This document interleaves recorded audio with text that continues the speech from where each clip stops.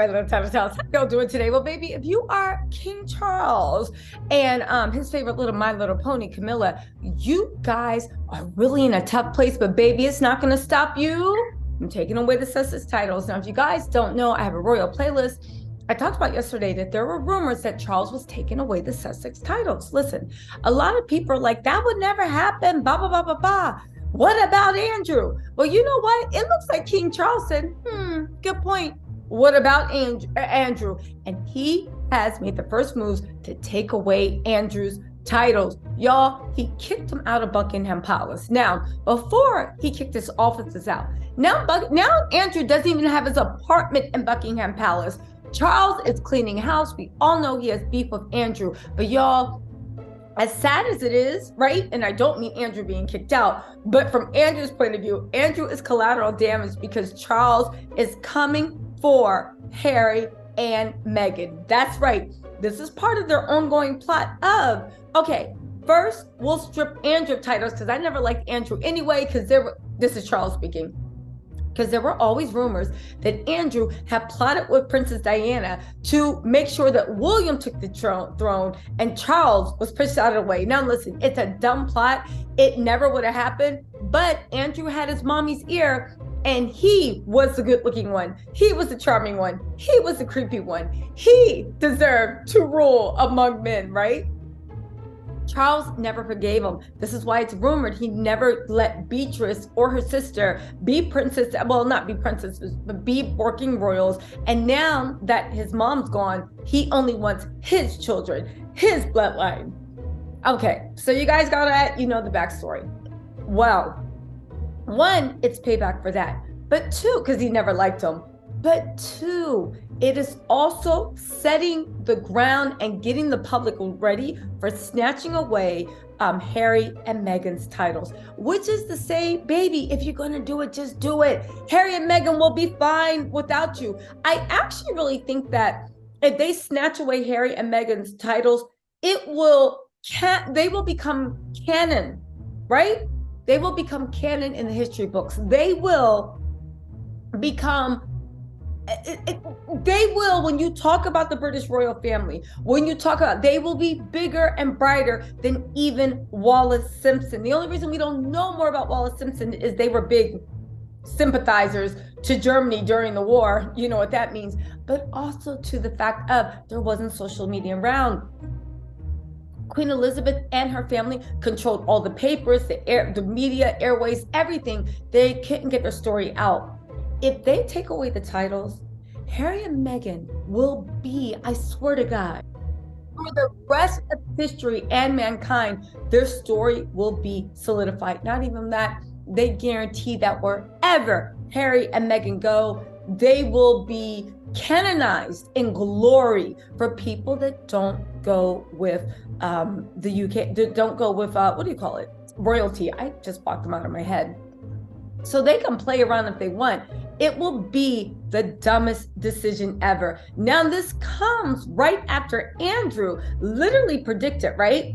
That he had a mystery development. And because the Queen of England left him tens of millions of dollars, he was going to use those tens of millions of dollars to buy his way back into the good graces of the public. What does that mean? He was probably going to buy good articles and news coverage or whoever in the Royal Rota wrote about him. Don't believe that? Well, follow the money trail. Those reporters that are so pressed for their careers and so pressed for this and so pressed for that, historically, they have always been able to be bought. But you guys, this brings us to a larger thing about whether they take away Harry and Meghan's titles. Because honestly, the real takeaway is that for this is Harry was 100% right in his book. Now, listen, I know a lot of people are like, oh, who cares? They're just rich people arguing. Baby, you should care. Yes, on one hand, it's really messy gossip and it's funny. But also, if they will treat what they consider to be the best of us like that, what do you think that means for you? The fact that people are still standing by because you feel Meghan's entitled, you feel Harry's entitled, you feel like it's rich people's problems. Yes, it is rich people's problems, but the issue they're having is one that affects us on a very basic level. Look at anyone who is not white, blue blood, and from the British royal family, or their, their mistress in their court, whatever they have, that is treated equally, that has the same opportunity. I think that some people think by ignoring this and siding with the royals, you're looking at this like it's just two people arguing, which is very, very myopic. It's like me seeing two people arguing in the street. Is it funny? Yeah. Sorry, will I stop and watch? Yes, if I'm far enough away. But now let's change it. Now it's two people in the street and they're arguing about what? Maybe this, maybe this, maybe they did something to someone that changes the nature. Where I can't just simply roll my eyes and be like, please, blah, blah. No. There are stakes that actually deal with this. But even if you don't believe that, let's also believe why you should be rooting for Harry. Because as much, like I said, I am completely against the monarchy. And Harry, he says he doesn't want to destroy the monarchy. He only wants accountability. Baby, I don't care, because the accountability you want is destroying the monarchy. Why? Because Harry is set out to destroy the media system in the UK, which he believes is the root of all evil. He somehow, again, it's his brother and his dad. He somehow even thinks that they somehow like corrupted his brother and dad, even though his brother and father were never really that much to talk about, to say, to do. He really honestly acts like they would be good people if only the main media. He doesn't see that they're partners in crime, but even then, he wants to take down the media. The media is so attached in his family. He doesn't see that you can't cut out the cancer without the patient going bye-bye. And baby, that's all I gotta say. Go bye-bye, go bye-bye. By the way, the book club is gonna resume tomorrow. It's gonna be fun. Don't worry about it. Anyway, let's get into this mess, shall we? Where are we? So they're actually saying that even popping up in the New York Times, and they can be very, very pro-British, that we shouldn't dismiss Harry and Meghan. I think this actually summarizes very well. They're saying people like me, the writer is talking, and interested in celebrity shouldn't dismiss the brouhaha around Harry's memoir as mere celebrity tittle-tattle. He's made credible, even documented claims that his own family refused to stand against their ugly, sustained attacks against Meghan. In other words, it appears that Britain's most revered institution, funded by tens of millions of taxpayers' funds annually, plays ball with one of the most revolting institutions. Now, I would go a step further. They don't play ball. That is their bread and butter. They literally, in order to use that as a they are the original Instagram influencers. The British royal monarchy is thirsty. They will let the newspapers go after whoever they want as long as they make them look good. But what's more? They're saying Jeremy Clarkson and Piers Morgan are just two players in a swamp of commentators and tabloids that are intimately tied to the royals they cover. Just before Queen Elizabeth II died, Charles hosted the editor of The Sun, something the editor said was a regular occurrence. She wrote the way he was always jovial and cheery with her. And Charles and Camilla recently hired the Daily Mail's longtime deputy director as their communications secretary. What could Charles and Camilla think when they're conveying, but what could Charles think they're conveying by maintaining that their camaraderie with a tabloid press that has behaved so noxiously to members of their own family, with articles that have been so ugly and even racist? I'll tell you what they think. They think they're doing their betting. The fact that people still would not admit. Jeremy Clarkson goes to lunch with Camilla. A day later, he writes that fan fiction against Meghan Markle. The fact that people refuse to understand that they wanted this, they cultivated this. Again, I think that Harry was so adamant about marrying Meghan, they couldn't say no. He was like, I don't care, I'm going to do it with or without you.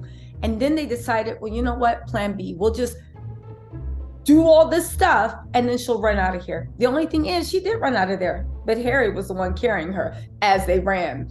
Anyway, they said when a plastic surgeon claimed on his Instagram account that Harry's sister-in-law, Kate, was receiving Botox, which you would have to be blind to think that Kate naturally looks like this. You would just have to, even when she's like, and she likes making faces too, like, Ooh, and it makes her Botox look even worse. You would have to be blind to think that Kate doesn't wear Botox. They're saying Kensington Palace officials issued an official condemnation and denial. They reportedly got at least one tabloid to take down their story claiming Kate was wearing hair extensions. What? I mean, Kate, we all know that she wears like little My Little Piggy wiglet. Like, seriously, I'm surprised she doesn't go to Camilla, cut off her old horsey tail, stitch it together, and plop it on. I'm being serious, right?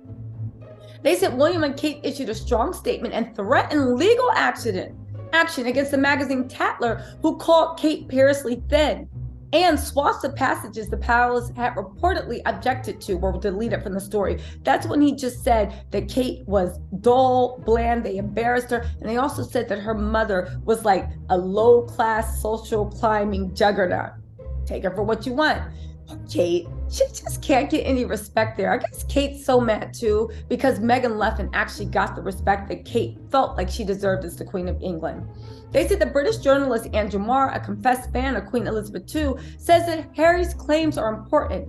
After all, Marr said it all too well when he said, either well-known journalists are making a lot of stuff up, just sitting at their laptops at the kitchen table inventing the details of feuds and private confrontations, or a particularly confidence-rotting form of anonymous briefing has been taking place.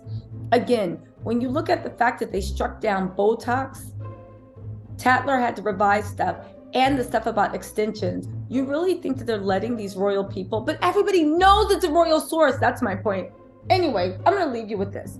They said, my impressions from his memoir is that Harry wants to make a crusade of applying sunlight to corrupt media practices and his family's participation in them and cooperation.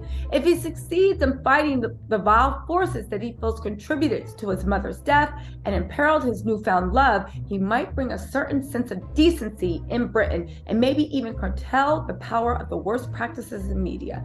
Good luck to him. Listen, Harry wants to bring down the media, not the royal family. But the royal family is the media, because without them, they're nothing. They couldn't exist. They couldn't exist without being fluffed up. They just couldn't. So I say let Harry and support him in his cause, because either way, we get what we wanted. The monarchy will fall, make no mistake.